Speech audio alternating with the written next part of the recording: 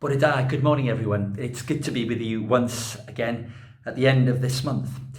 We're looking today at the last part of Paul's letter to the Romans in chapter 12, much as we did last week, but the end of that chapter.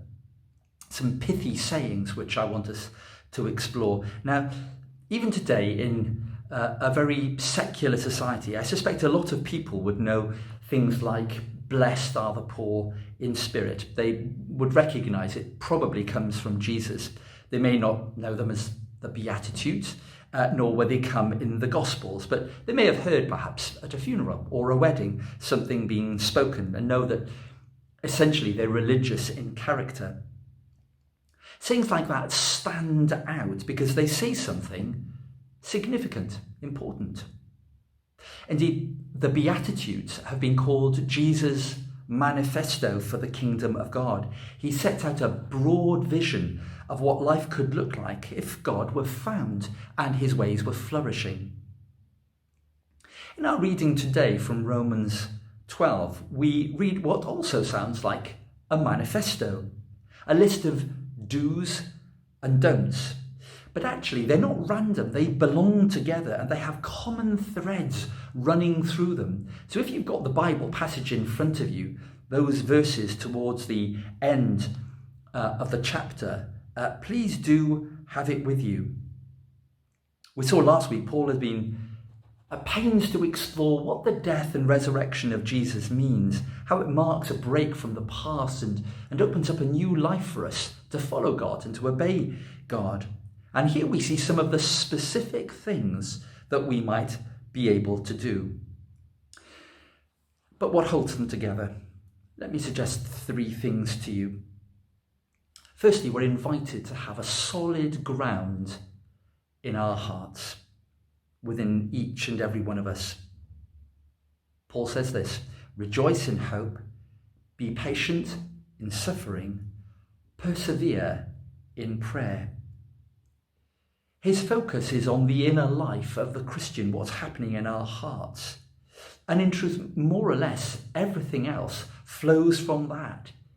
If there is no relationship, if there is no security, if there is nothing in our hearts that locks us close to God, then we are floundering, we're lost, we have no anchor to keep us close to God.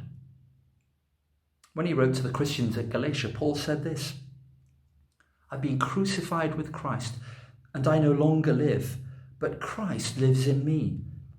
The life I now live in the body, I live by faith in the Son of God, who loved me and gave himself for me. Chapter 2, verse 20. Mewn mannau eraill, byddai Paul yn disgrifio ei hun fel y lleiaf o'r apostolion a'r gwaethaf o'r berchaduriaid. Roedd yn gwybod cyn y gallai cynnig unrhyw fath o weinidogaeth bod gofyn iddo mewn lle da gyda Duw ei hun, a chael cyfrif clir a realistig ohono ei hun hefyd. Mae bob un ohonom yn gwybod am y darlleniad o'r Efengyl am Martha a Mair. Ond onid ydy hi'n hawdd bod fel Martha, gwneud hyn a'r llall. Mae'n llawer iawn haws i mi o leia gael fy nyrysu gan yr holl waith sydd a'i angen na bod yn dawel ac eistedd wrth draed Iesu. Os oes gan y manifesto mae Paul yn ei ddisgrifio unrhyw bŵer, bydd yn gofyn am y dimensiwn personol hwn o ffydd ynom ni. Secondly, Paul has a strong commitment to others around us. We're called to share Christ in service and in love. Again, his words to us: bless those who persecute you. Bless, do not curse them. Rejoice with those who rejoice. Weep with those who weep. Live in harmony with one another. Do not be haughty, but associate with the lowly. We often think that the Christian faith is mostly about being and doing good. But that's not quite what this passage is saying. It's speaking rather about the way good overcomes evil, How the good news not only cancels or challenges evil, but actually triumphs over it. And there's something very striking and powerful about that. This is not one force being more powerful than another. In the boxing ring, good on one corner, evil in the other, one knocking the other for six.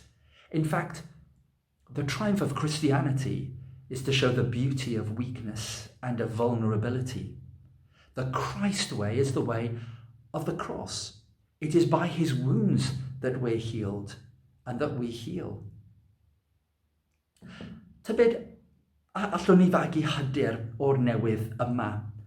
Y gwahoddiad i ddilyn Crist yw darganfod sut mae'r croes, sut mae gwendid yn ennill ac yn gorchfygu drigioni. Yn olaf, mae Paul yn gadael lle i ddiw. Mae'r geiriau hyn yn gallu swnio'n rhyfedd i'n clistiau ni efallai. Peidiwch a mynnu dial, gyfeillion annwyl. Ond rhowch ei gyfle i'r digofant dwyfol fel y mae'n ysgrifenedig.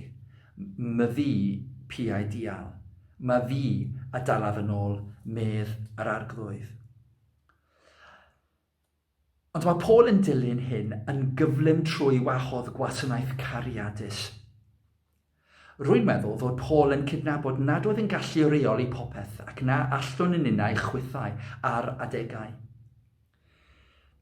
I Esgob mae hynny'n rhywbeth eitha anodd i'w glywed oherwydd weithiau i ni'n meddwl y gallwn ni. Ar adegau, mae'n rhaid i ni ymddiried yn i'w ynghylch y pethau sydd y tu hwnt i ni. Ymddiried y materion hynny ynddo ef beth bynnag a ddaw. And that kind of entrusting to God is both a huge act of faith, but also a great relief. God can be trusted with whatever we cannot control or manage. We don't need to carry that burden.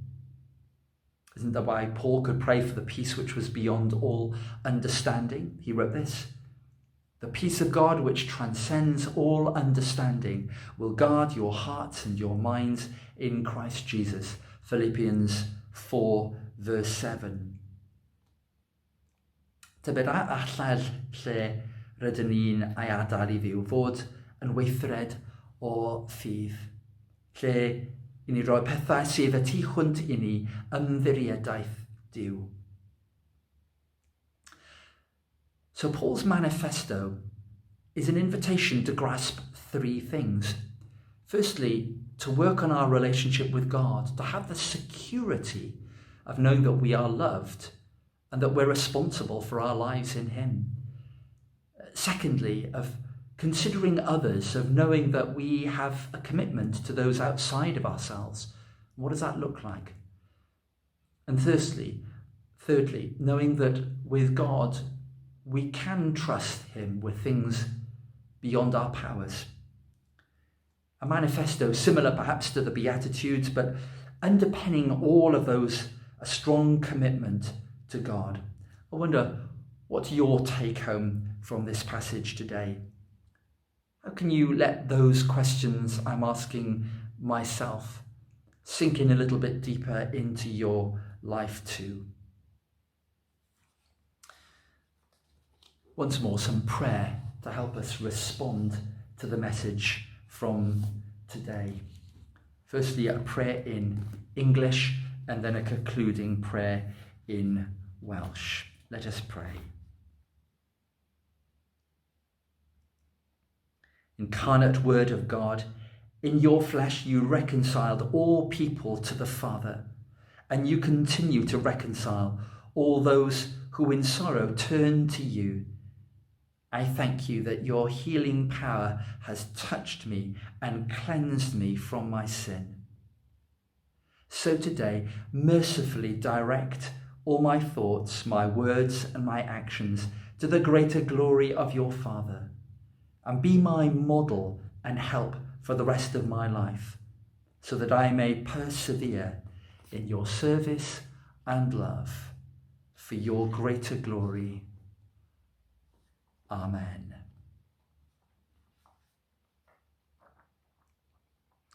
And in this Welsh prayer, praying for all that lies before us in this day. Gweddiwn. O arglwydd Iesu Grist, unig genedledig fab dy dad, tragwyddol, dywedais dath y buraf y weddusau, heb o fi ni ellwch chwi wneud dim. O arglwydd, fy arglwydd, mewn thydd cofleidiaf am calon, am henaid, y geiriau a leferaist i ti. Cynorthwyo fi bechadur, i orffen y tasg a gychwynwyd gennyf y dyfwyn di, yn enw'r Tad a'r Mab a'r Ysbryd Glân. Amen. Gyfeillwn annwyl gras ein harglwydd Iesu Grist a chariad Duw a chymdeithas yr Ysbryd Glân fyddo gyda ni oll beth byth oedd. Amen. The Lord bless you and keep you today and have a good day.